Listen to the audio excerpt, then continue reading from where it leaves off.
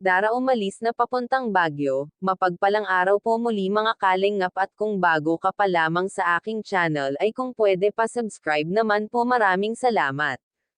Mga kalingap balikan po natin si Dara sa kanyang pag-alis papunta ng Baguio.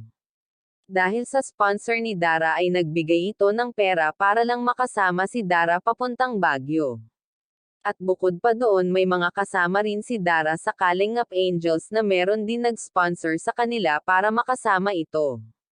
Ang makakasama lang papunta ng Baguio sa Kalingap Angels ay ang mayroon sponsor. Katulad na lang ni Dara na may nag-sponsor sa kanya para makasama ito nila Kalingap Rab. Samantala si Bea naman hindi ito isinama ni Dara at mahilohin si Bea sa biyahe kaya naman iniwan muna ito ni Dara sa kanyang tita.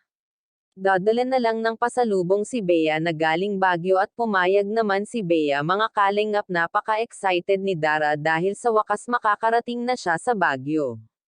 Grabe dati ay pangarap lang ito ni Dara pero ngayon ay mapupuntahan na niya ito. At makikita at malilibot na rin ni Dara ang magagandang tanawin sa Baguio. At sa tulong ni Kalingap Rab ay unti-unting natutupad na ni Dara ang kanyang mga pangarap. Sa ngayon ay umalis na sila kasama ang ibang Kalingap Angels at syempre ang K-Boys kasama din. Marami na nga ang nagsasabi na ang mga Kalingap Angels katulad na lang ni Dara ay maswerte dahil may kanya-kanya silang mga sponsor.